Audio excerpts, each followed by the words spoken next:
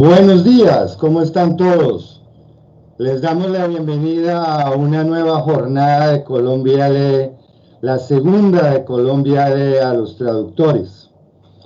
Mi nombre es Mateo Cardona y hoy tengo el enormísimo honor de estar acompañado por Pablo Inver y Juan Carlos Calvillo, con quienes vamos a conversar acerca de la traducción al español de la obra de William Shakespeare.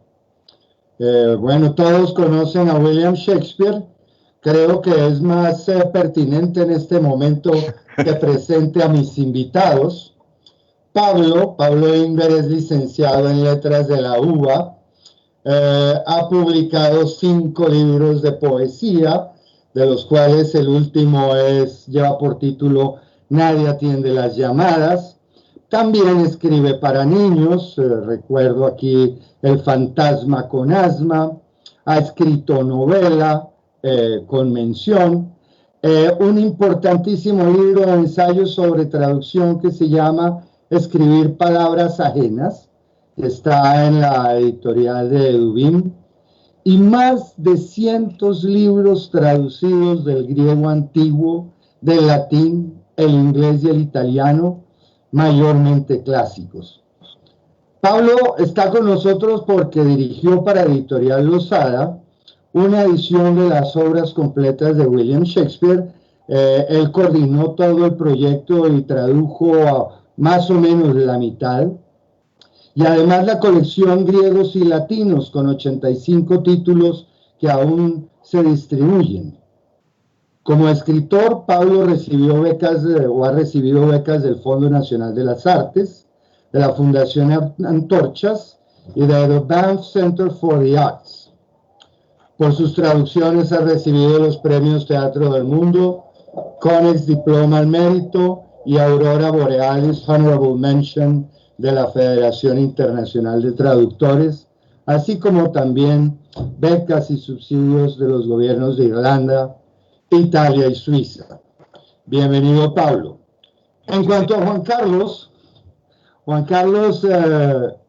es mexicano, poeta, traductor literario y profesor investigador de tiempo completo en el Centro de Estudios Lingüísticos y Literarios del Colegio de México. Juan Carlos es colaborador asiduo en diversos medios nacionales e internacionales. Ha traducido y traduce poesía, narrativa, dramaturgia, ensayo y epistolarios. Ha publicado libros de poemas, libros de ensayo, antologías críticas y colaboraciones diversas. Como docente e investigador se mueven las líneas que tienen que ver con la obra de Emily Dickinson, el teatro de Shakespeare, la traducción de poesía y otros temas de literatura inglesa y norteamericana. Actualmente, Juan Carlos tiene a su cargo la redacción de la revista Otros Diálogos del Colegio de México. Bienvenidos, queridos colegas, ¿cómo están? Muchas gracias, Mateo. Bien, ¿qué tal estás tú? Muy bien, digamos que celebrando que en medio de las vicisitudes de esta pandemia tengamos esta maravillosa oportunidad de encontrarnos cada uno desde su casa en este espacio privilegiado que son las redes sociales. Sin más demora, quiero preguntarles sobre ese proyecto editorial de Shakespeare en Losada. Quisiera saber cómo era la situación de lo que había antes de este proyecto, Pablo, cómo era la situación de Shakespeare en América Latina antes de que se iniciara el proyecto de las obras completas en Losada, y cómo llegaste tú, que es una pregunta que pues, por lo general nosotros los colegas siempre queremos saber, ¿cómo llegaste a incorporarte a semejante proyecto? Bueno, gracias ante todo. Muy contento de poder estar en esta reunión así al mismo tiempo en Colombia, en México y en tantos otros lugares donde podrían estar viéndonos.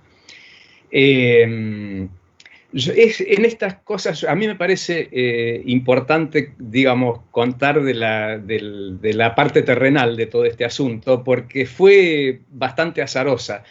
A lo mejor Juan Carlos después puede completar un poco más con respecto a panorama anterior y contemporáneo a este proyecto. Y digo porque se dio como por una especie de coordenadas particulares que yo venía haciendo traducciones de poesía y publicándolas en revistas y todo eso, pero a mediados de los 90, de pronto, por necesidades laborales, me conectaron para que ofreciera traducciones en Losada. Yo en ese momento solamente había publicado en Chile, en una editorial chilena, una traducción de poemas de Safo. Entonces en Losada, me presenté en Losada a ofrecer posibilidad de traducción y me contraofrecieron que tradujera Edipo Rey y Antígona. Y yo al principio dije que no, que era mucho trabajo, pero terminé haciéndolas y mientras estaba haciendo eso, me dijeron, tenemos un proyecto, estoy hablando en el año 98, debe haber sido, más o menos.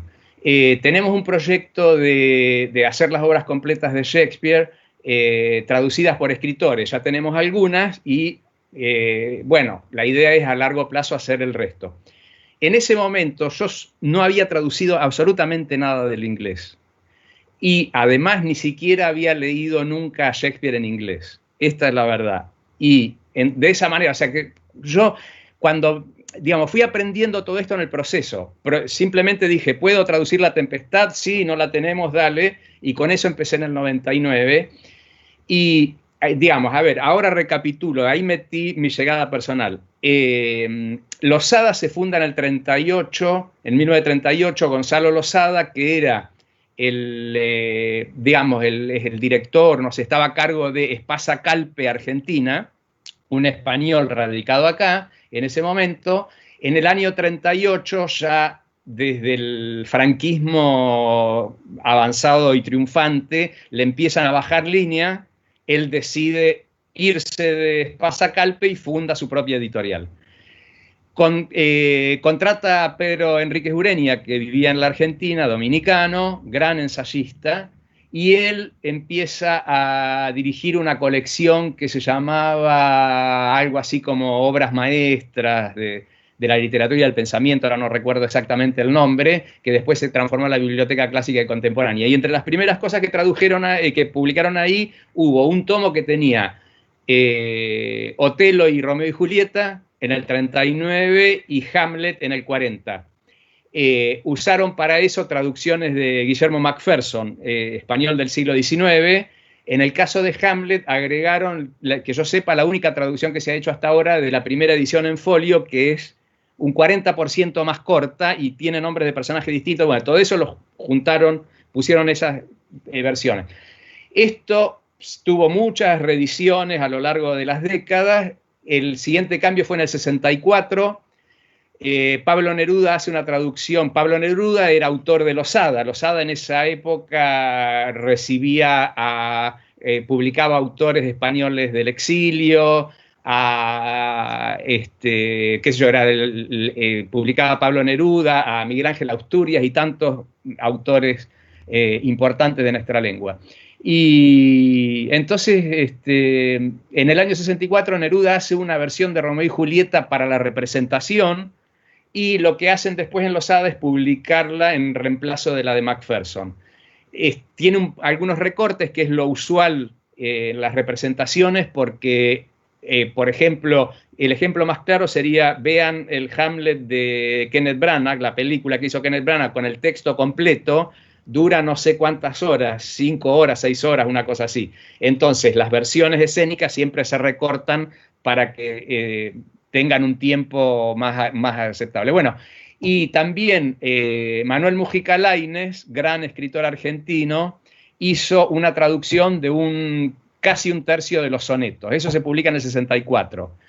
En el 94, siguiente salto, yo creo que esto debe haber sido obra de Jorge Laforgue, que estaba un poco a cargo de todo este asunto en lo que era Losada en ese momento. Incorpora primero una traducción, son traducciones muy anteriores, de los 60, de Mir Rodríguez Monegal, gran ensayista uruguayo, una traducción de Noche de Reyes, y después empieza a incorporar también traducciones de Idea Vilariño, poeta uruguaya, gran poeta y gran traductora, que también eran traducciones anteriores, que habían sido premiadas por su puesta en escena, etcétera, etcétera, algunas de ellas incluso publicadas en pequeña edición en Uruguay. Bueno, todo esto venía así, se suma un Ricardo III de Cristina Piña, otra colega argentina, también poeta, ensayista. Y ahí es cuando me sumo yo y se publica en el 2000 mi traducción de La Tempestad, le dan un premio a la mejor traducción dramática del año en Argentina, y tiempo después me llama el dueño casi general de Losada, José Juan Fernández Reguera, que me dice que sigamos traduciendo Shakespeare. Entonces ahí empiezo yo, esto fue en el fines del 2000, y desde ahí estuve varios años traduciendo yo solo, y cuando ya en algún momento dijeron, bueno, si seguís vos solo va a tardar demasiado, traigamos más gente, y ahí se incorporó Cristina Piña, Delia Pacini, otra poeta y traductora argentina que falleció hace 1 o 2 años. Bueno, y así fue agregando al final también Alejandro Beck, que es un gran poeta y traductor de Entre Ríos, de la provincia de Entre Ríos, y Lucas Margarit, profesor de literatura inglesa en la UBA. Todos ellos escritores, o sea, terminó siendo un proyecto en el que todas las traducciones están hechas por escritores. Yo sospecho que, digamos, no sé bien cómo fue el asunto. Cuando a mí me hablaron de este plan, no existía todavía el plan de Editorial Norma que dirigió Marcelo Cohen, que era Shakespeare por escritores. Como él había hecho cosas para Losada, nunca supe muy bien quién sacó la idea de quién, y no es mi problema, pero la traducción de las obras completas de Losada, de Shakespeare, publicadas por Losada, están todas traducidas por escritores, aunque nunca se promocionó de esa manera. Y terminé, en el 2009 hice la última, o sea que fueron 10 años de trabajo en eso, durante los cuales fui haciendo traducciones y al mismo tiempo viendo otras traducciones. Cada vez que iba a hacer una traducción me recorría las librerías de la Avenida Corrientes. En esa época no buscábamos cosas por internet como hacíamos ahora. Me recorría las librerías, me compraba todas las traducciones que encontraba de esa obra y las miraba mientras iba haciendo la mía. Entonces así fui aprendiendo. Con un trabajo, tuve que hacer un trabajo filológico muy importante, porque la lengua de Shakespeare no es la lengua inglesa actual, está llena de trampas para quien sabe el inglés actual. Así que en todo eso fui conociendo otros proyectos, otras traducciones de colegas, y aprendiendo sobre el asunto. No sé si querés agregar algo, Juan Carlos, sobre el panorama, o digo, porque mi problema es que soy malo para la síntesis y puedo ocupar todo el tiempo contestando una sola pregunta. Okay.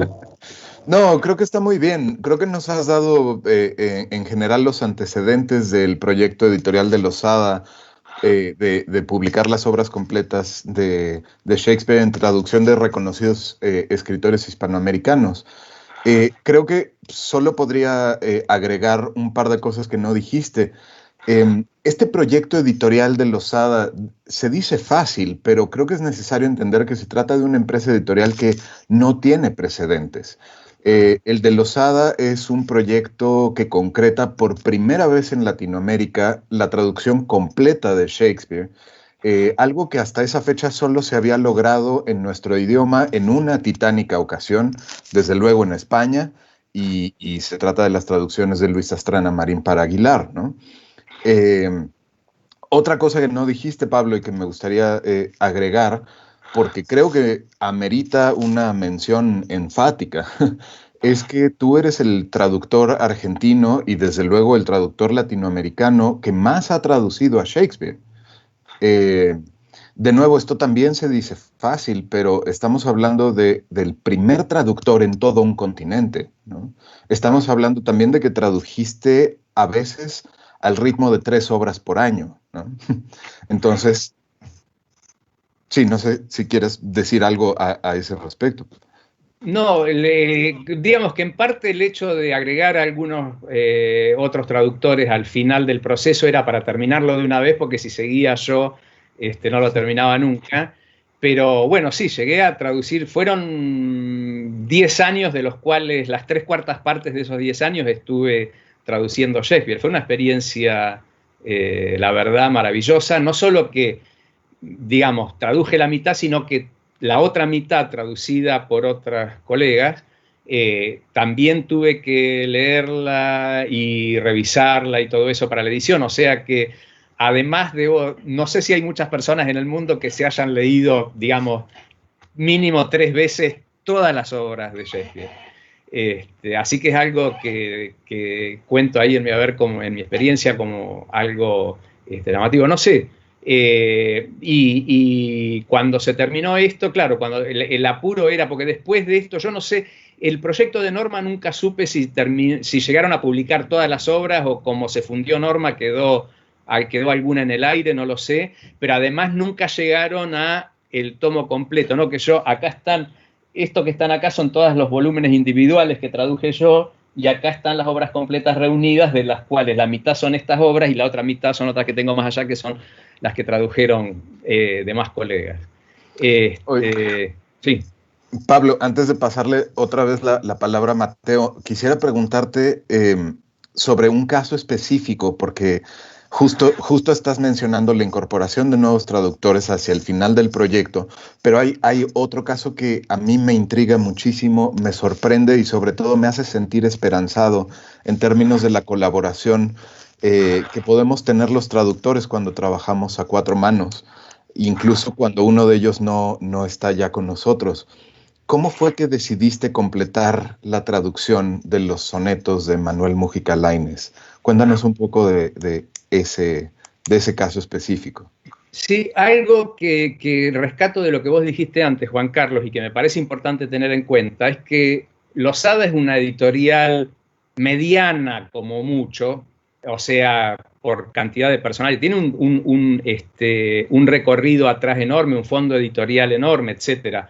Pero es una editorial relativamente pequeña, comercial, sin financiación externa, que invirtió en hacer las obras completas de Shakespeare. Yo no conozco otro caso así, excepto el de Editorial Norma, que lamentablemente quedó así un poco en el aire por cuestiones económicas precisamente, pero digamos, es un esfuerzo muy grande para una editorial, Losada hizo un esfuerzo muy grande, y entonces uno tiene que manejarse con la escasez de recursos, tratando de hacer las cosas lo mejor posible dentro de esa limitación.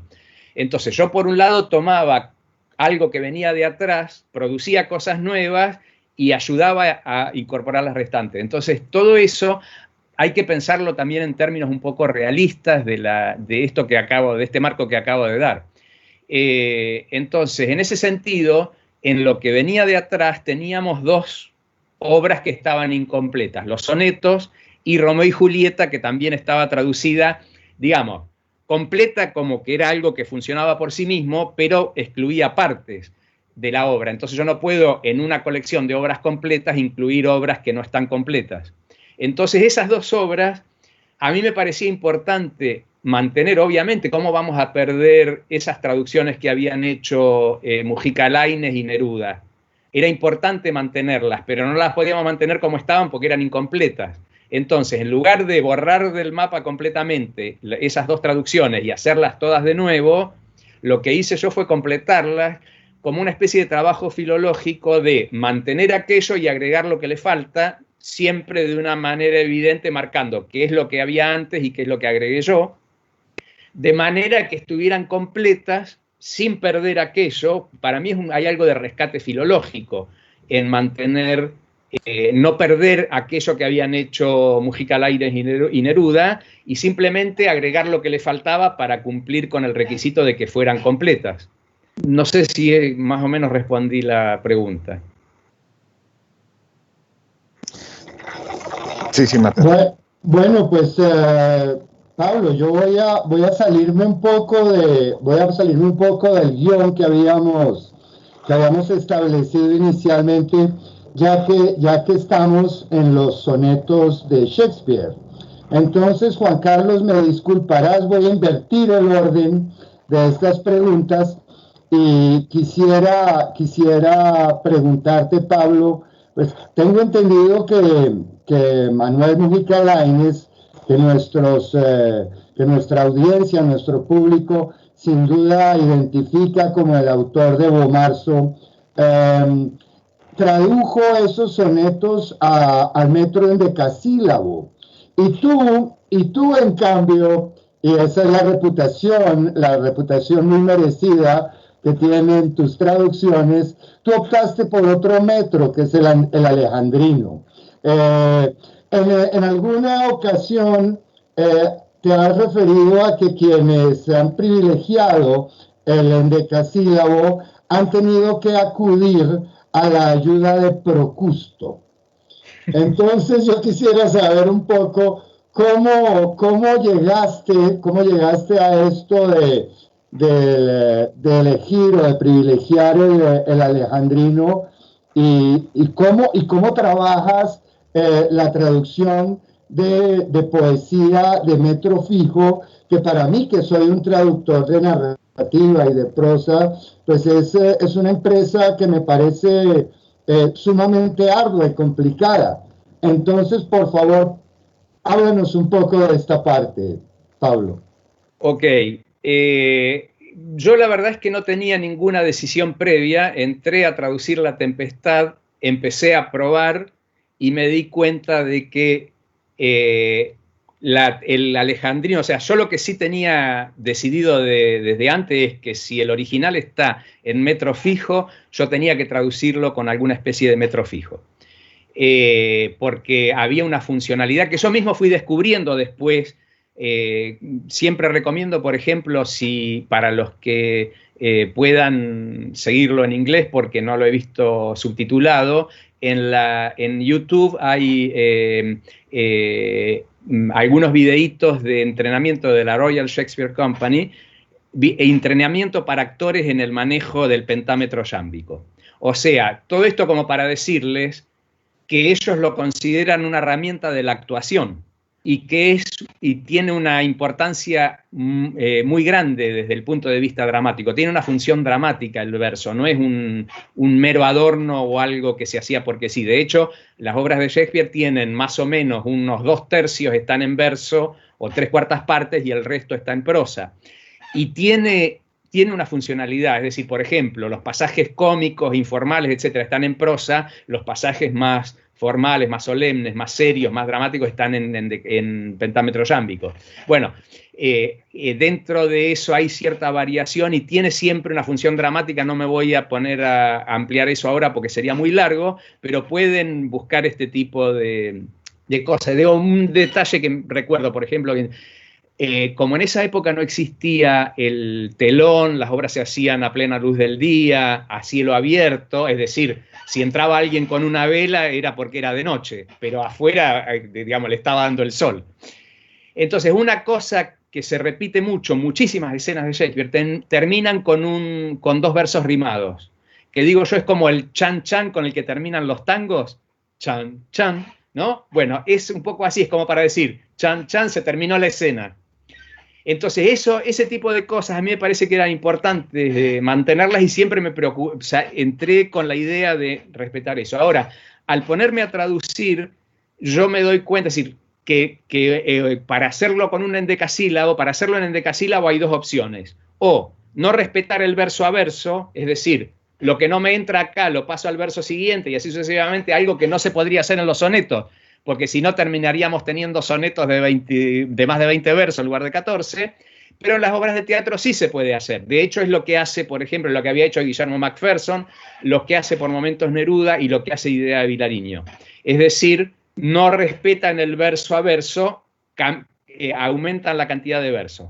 A mí personalmente no me gusta esa solución porque me parece que la unidad verso tiene algo en sí mismo de funcionalidad. Es decir, el hecho de que haya determinadas cosas que se cierren en el final del verso y que haya un planteo, algo que quede pendiente al final del verso. Hay funciones muy importantes. Me acuerdo, por ejemplo, de una actriz que representó un personaje de Bien está lo que bien acaba, que contaba que hay una parte en que el personaje que ella hacía está en una situación como de mucha duda, muy dubitativa, y eso está muy marcado en el verso porque los versos se cortan todos en un lugar medio indeciso de la frase que se completa en el verso siguiente.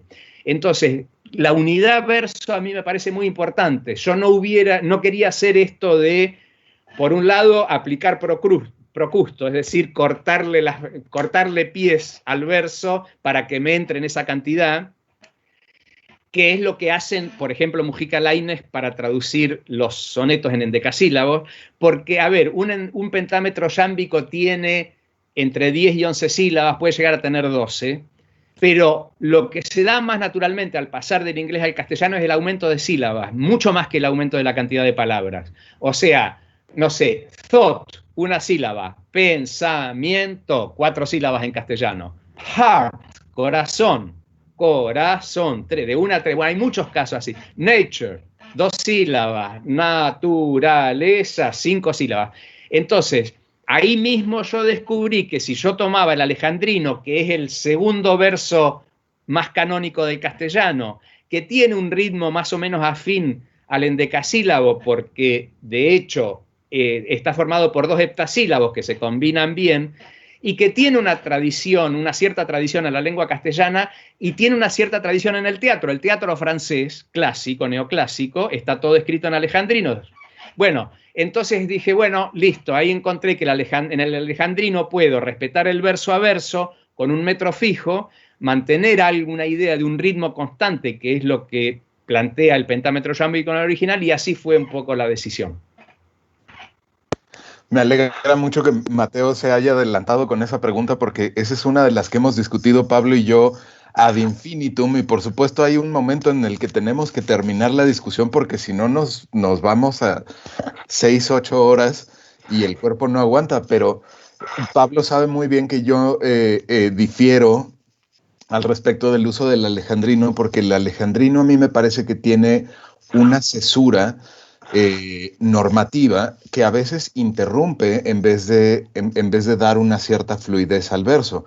Claro que la cesura, la pausa interversal se puede disimular o la puedes cambiar de lugar, no tiene necesariamente que ser heptasílabos, pero a veces pienso que justo porque la prosodia es necesaria para el establecimiento de un ritmo dramático, para la creación de un personaje, para la consecución de un efecto de duda, por ejemplo, a veces siento que el alejandrino, sobre todo en pasajes más largos, tiende a sentirse como una sucesión de heptasílabos.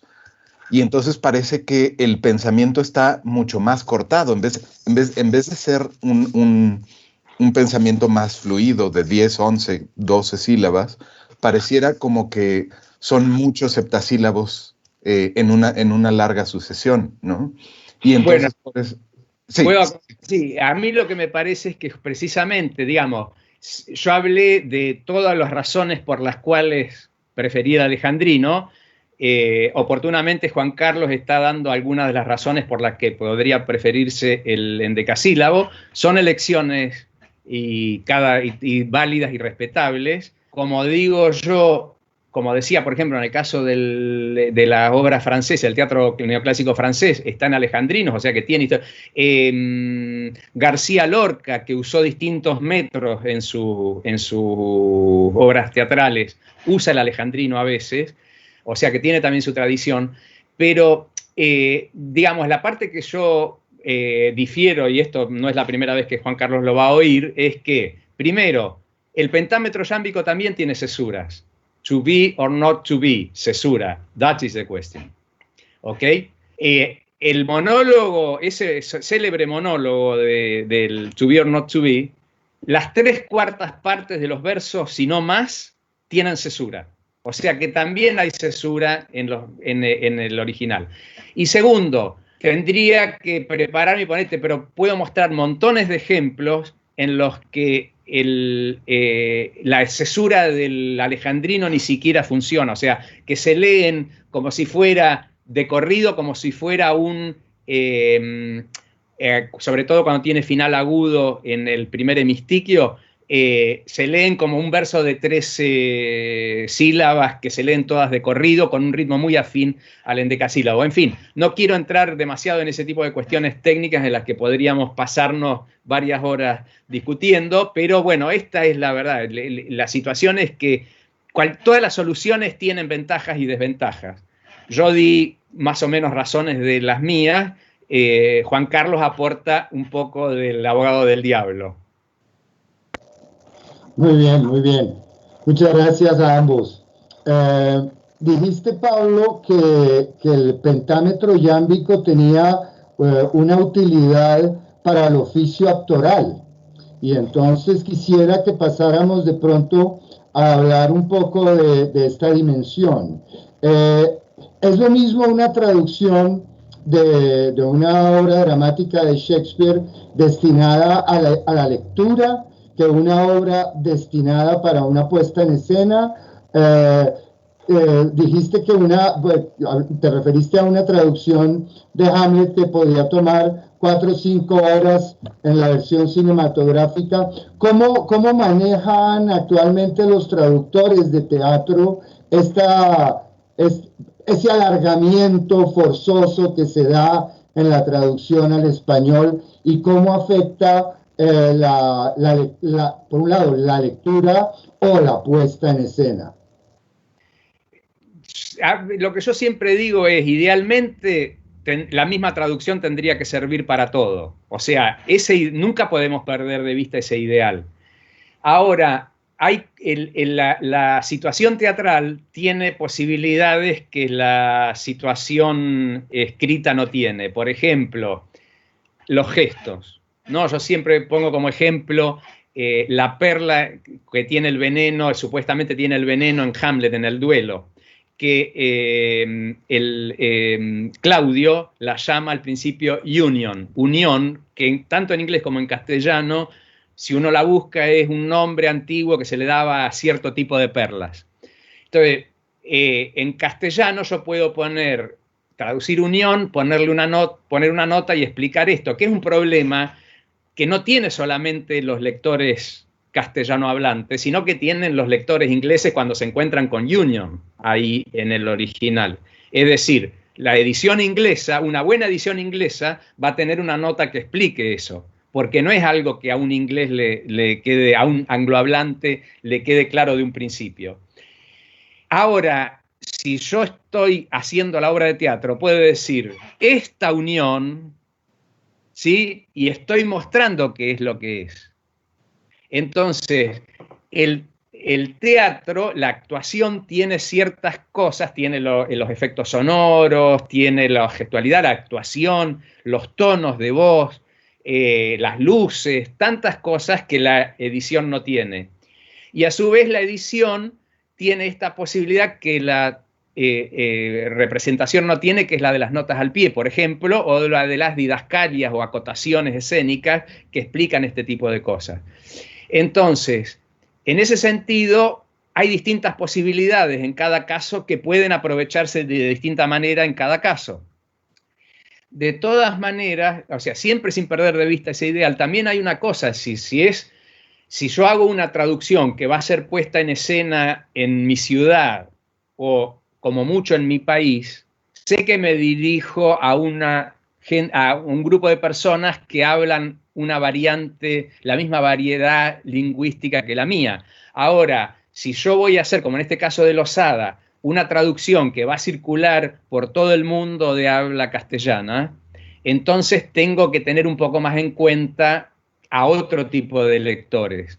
Entonces, en ese sentido, digamos, por un lado. Por otro lado, también hay que tener en cuenta que Shakespeare no es un autor que escribió antes de ayer, sino hace 400 años. Entonces yo siempre trato de darme una idea de cómo le suena eso a un inglés o a un anglófono actual, pensando, bueno, le debe de sonar más o menos parecido como me suena a mí una obra de Lope de Vega o de Calderón de la Barca, que además están en verso, no solo en verso, sino que además en verso rimado. Y entonces eso, con ese tipo de analogía me sirven como para pensar. Es un tema que tampoco tiene una única solución. Siempre va a haber ventajas de una cosa y desventajas de la otra. A mí, en principio, yo creo que una traducción destinada a circular por distintos países debería, digamos, o yo elegiría traducirla en una lengua que le presente menos dificultades al conjunto. Esa sería un poco la idea. En ese sentido puede haber algún poco de diferencia. Si fuera a ser algo más local, por ahí me permitiría más localismos. Oye, Pablo, y justo algo que tiene que ver en realidad con las dos preguntas anteriores, pero es un caso que a mí me parece fascinante. Y tiene que ver con la experiencia de ir a ver una obra de Shakespeare. Estoy seguro de que tú también te has topado, no sé si a Mateo esto le resultará familiar, pero yo he sabido de muchas personas angloparlantes que disfrutan más Shakespeare cuando lo ven en traducción. Es una cosa casi mágica que sucede, ¿no?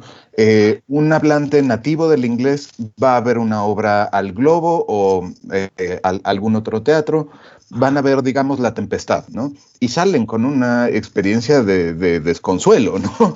Es muy difícil ver Shakespeare en su idioma original, pero esa misma persona, si resulta estar en Argentina o resulta estar en España y va a ver La Tempestad en traducción y habla algo de español, de inmediato se da una suerte de magia y Shakespeare se entiende y disfrutan mucho más la obra.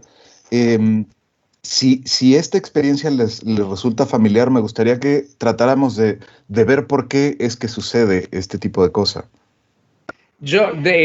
Después, Mateo, si vos tenés algo para agregar, alguna experiencia personal que tengas o algún pensamiento, lo agregás. Yo les voy a contar una experiencia que tuve con respecto a eso, muy concreta, que para mí fue muy importante. Un amigo estadounidense que vive parte del tiempo, ya está jubilado, entonces vive una parte del tiempo en Nueva York y una parte del tiempo en Buenos Aires. Que de hecho lo conocí porque él leyó, en algún momento dijo, bueno, voy a empezar a leer una obra, algún libro al mismo tiempo, en traducción castellana y en el original inglés. Entonces decidió empezar con Gatsby y entonces compró una traducción, la empezó a leer, no le gustó, la encontraba mucho más, fue a buscar otra, era la mía, y terminó de leerla, le gustó tanto que se comunicó con la editorial y pidió entrar en contacto conmigo.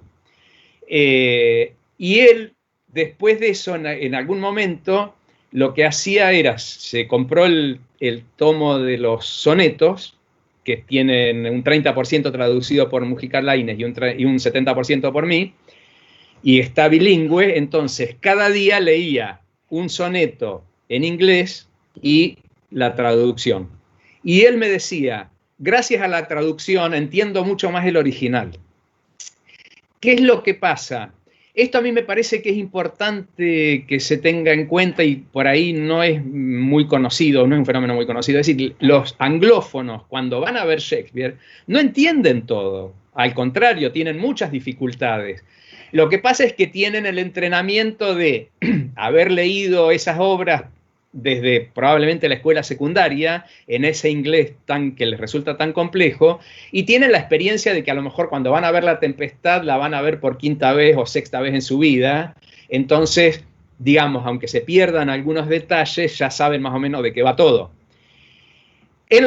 Con la gente que se encuentra con las traducciones, como sabe que hay mediación, cualquier problema de ese tipo se lo cree que el culpable es el traductor, en lugar de pensar que la culpable es la obra misma, que dificultades parecidas por ahí nosotros encontramos cuando vamos a ver una obra de Calderón de la Barca. Hay algo, es decir, el original, perdón, la traducción no puede evitar en cierto sentido actualizar. Es decir, yo no puedo escribir en el castellano del siglo de oro. Primero porque no sabría hacerlo del todo bien, por más que me entrenara. Y segundo porque, como muy bien demuestra Borges en Pierre Menard, autor del Quijote, y también lo menciona, si no recuerdo mal, Steiner en Después de Babel, nuestra lengua tiene una historia también. Entonces, lo que en alguna época, un ejemplo muy común, en Shakespeare, dinner, que nosotros normalmente tendemos a traducir como cena hoy, en realidad quiere decir la comida más importante del día. Y en la época de Shakespeare era el almuerzo. Entonces, esto lo he visto en muchas traducciones que traducen de Shakespeare, obras de Shakespeare, que traducen dinner como cena cuando se están refiriendo al almuerzo, por falta de espíritu filológico, de indagación, de que las palabras cambian de sentido con el tiempo. Entonces, yo al traducir eso, si yo traduzco cena porque el significado del dinner hoy es cena, estoy traduciendo mal, no puedo. O pongo comida, que es lo que yo en general hacía, para dar una idea de algo semejante, es decir, que no define necesariamente el horario, o por ahí en algún caso puede ser que lo haya traducido almuerzo, y con eso inevitablemente actualicé algo que en el original no hace. O sea, cualquier anglófono de hoy que usa dinner normalmente con el sentido de cena, puede ir ahí, escuchar dinner y quedarse medio desubicado porque es la hora del mediodía y están hablando de que la comida se llama dinner. Ese tipo de cosas, que di un solo ejemplo, hay ejemplos mucho más sofisticados, en el movimiento de la traducción inevitablemente quita cierta rareza o ambigüedad o vaguedad que tiene el original, porque yo no puedo desconocer en la traducción la historia de la lengua a la que estoy traduciendo, es decir, el castellano, mientras que el original inglés sigue siendo siempre el mismo, no se cambia, no se actualiza. A nadie, al poner en escena a Shakespeare, se le ocurriría actualizarlo. Es decir, lo que usan es el texto de Shakespeare, lo recortan para que entre en tiempo, por ahí invierten el orden o algo por el estilo, pero nunca le van a cambiar las palabras. Nunca le van a sacar una palabra de Shakespeare y le van a poner otra palabra más actual. Mateo, vos. Pues mira Pablo, tú has sido absolutamente claro en lo que dijiste. Yo solamente tendría que añadir es que, pues para quienes nos ven y nos escuchan en este momento, pues que de pronto tienen otra imagen del traductor, una imagen que fomenta un poco la industria editorial comercial, que concibe nuestro trabajo o que nos ve como proveedores de contenidos simplemente, y realmente no saben todo lo que hay detrás de nuestro trabajo y no entienden, por ejemplo, la diferencia tan abismal que existe entre traducir un autor vivo, por ejemplo, y tener que traducir una lengua de hace 400 años, del siglo XVII, por ejemplo, que digamos que nos obliga no solamente a ser unos tremendos investigadores, detectives, paleógrafos incluso, ¿sí? O sea, es un trabajo absolutamente hermoso y que no se puede improvisar. Eso quería comentar. Juan Carlos. Sí. Perdón, una pequeña acotación a eso. Recuerden lo que yo les conté. Yo venía de hacer mi primer libro de traducción, Safo, dialecto eolio antiquísimo del griego, muy complejo. Después traduje Edipo el Rey y Antígona, de Sófocles. Pasar de eso a La Tempestad fue como pasar de trabajos forzados a una celda común. O sea, Shakespeare me parecía facilísimo, porque venía de algo todavía muchísimo más difícil. Eso. Juan Carlos, tú seguramente tienes algo que añadir a lo anterior.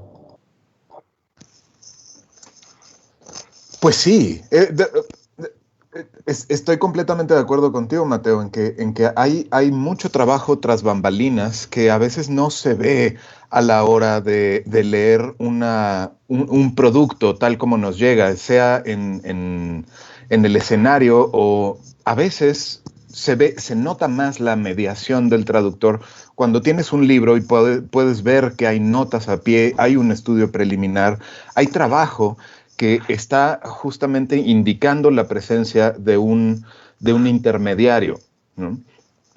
Más todavía con las ediciones bilingües, por ejemplo, en donde se puede llevar a cabo ese tipo de cotejo como el de Gatsby que nos contaba Pablo hace un momento, ¿no? Pero solamente insistir en esto que dices, Mateo, de que el traductor está tomando decisiones conscientes, decisiones informadas. No, nada es aleatorio, ¿no? Y que generalmente no están buscando traducir los contenidos, como también decías, sino quizá efecto por efecto, ¿no? O sea, la búsqueda de la producción de un efecto análogo, como decía Valéry, ¿no? Por medios distintos, la consecución de un efecto análogo. A ese respecto, yo quisiera, pero no sé si tenemos tiempo, porque hay que dar un poquito de espacio a las intervenciones en el chat, pero me gustaría, si acaso, que tuviéramos un momentito para platicar un caso muy interesante que viene aquí en este libro de Pablo, que es Escribir Palabras Ajenas, publicado por Edubim, que es un libro fascinante de notas sobre traducción. Ensayitos fascinantes que uno puede leer verdaderamente en lo que espera a que se caliente el café o el mate en determinado caso. Pero el último capítulo de este librito de Pablo es una comparación de una veintena de traducciones del celebérrimo To Be or Not to Be, That is the Question. Yo sé muy bien que Pablo no comentó mucho al respecto de sus predilecciones y de sus antipatías al respecto de las diversas traducciones de ese monólogo, pero es interesante ver que hay una historia completa de la traducción en Hispanoamérica que se puede rastrear simplemente con ver cómo se ha traducido To Be or Not to Be, That is the Question. No sé si Pablo quiera agregar un poquito a ese respecto. Sí, a mí me pareció que era importante, por eso lo puse al final, como al final del libro, junté todas las traducciones que pude, me ayudó bastante en eso nuestro común amigo Juan Jesús Saro de Málaga, que me aportó varias de las traducciones. Y me pareció interesante que la gente viera de cuántas maneras distintas se podía decir ese pedacito tan pequeño. Digamos, ese verso yo lo cito muchísimo como ejemplo antes, por ejemplo, como ejemplo de cesura, porque claramente tiene una cesura en la mitad del verso.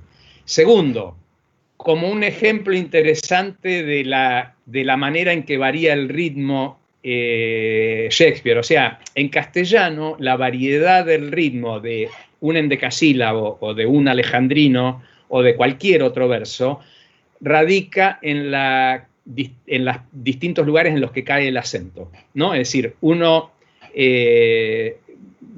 toma un soneto, no sé, de Quevedo y tiene un verso que tiene acento en la cuarta, octava y décima y el siguiente en la segunda, cuarta y décima, segunda, sexta y décima, y etc. Y ese movimiento de los acentos hace que, aunque sea el metro sea siempre el mismo, haya una variedad rítmica.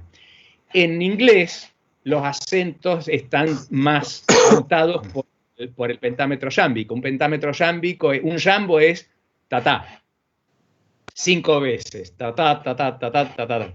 ¿Cómo hace para que eso no sea siempre algo que te taladre la cabeza, ta-ta, ta-ta, ta-ta, ta-ta, ta-ta, ta-ta, ta-ta? Hay pequeñas variaciones. Una es la que se llama la sustitución trocaica, que sería invertir el orden de los acentos en una. Y ahí está muy claramente, no es to be or not to be, that is the question, que sería todo con acento yámbico, sino to be or not to be, that is the question. Ahí ese that is invierte los acentos. Entonces, eso hace que en lugar de ser ta ta ta ta ta ta ta ta ta ta ta ta ta ta, cada tanto haya un cambio en los acentos que le dé, que rompa la monotonía. Entonces, a mí me parece ese verso ejemplar por la función que cumple además ese that, que es una palabra que no, digamos, de poco peso. En general, el mayor peso semántico está siempre en palabras importantes. Sin embargo, tal vez la palabra menos importante de todo ese verso tiene un lugar crucial, porque es el que marca el cambio de ritmo y el que marca ese énfasis. Y a mí me parece que es muy importante que eso se mantenga en la traducción. Después, qué sé yo, la verdad es que para entrar en eso habría que ponerse a leer distintas traducciones y observarlas. Pero a mí me parece que toda traducción que omita el peso que tiene ese that en el medio, está perdiendo una herramienta fundamental en la traducción de ese verso. Otro detalle importante también que yo comento ahí, que a mí me llama la atención, hay un verso, el verso 3 o 4, que dice the slings and arrows, no sé, que sería literalmente las ondas, la onda como la onda con la que David mató a Goliat. Las ondas y las flechas de la cruel fortuna, no me acuerdo cómo se dice. Nadie respeta esa figura, porque es raro, es las ondas y las flechas. ¿Por qué no las ondas y los arcos? ¿O por qué no las piedras y las flechas? Nadie, como decimos acá en Argentina, nadie se fuma eso, nadie lo soporta, y todas las traducciones, excepto la mía, cambian eso y cambian la onda por el proyectil o por algo, porque no pueden soportar esa variación que pone Shakespeare ahí, que a mí me parece que es la base de todo. Es decir, justamente, así como hay una inversión en el orden de un pie para cambiar el ritmo, también hay una inversión o una rareza en esa figura para abrir las posibilidades expresivas. Ese detalle me resulta de particular interés dentro de eso. Son los dos detalles que a mí más me resultan de interés en ese monólogo. Pues señores, esto ha sido muy iluminador. Les agradezco mucho.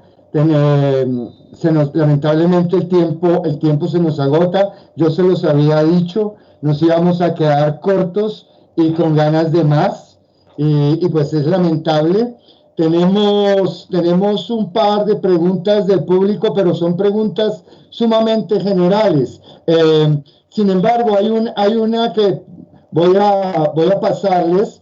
Merichel Serrano Tristán quisiera preguntarle a Pablo si conoce las traducciones de Shakespeare realizadas por el costarricense José Basilio Acuña en las décadas de los 70 y los 80. En especial las traducciones de toda la lírica shakespeariana, poemas y sonetos. ¿Tienes alguna opinión sobre este traductor, sobre la obra de este traductor costarricense? Pablo, ¿las conoces? No, porque nunca llegó a mi biblioteca y no estaba en las librerías donde yo fui a buscar traducciones. Así que no.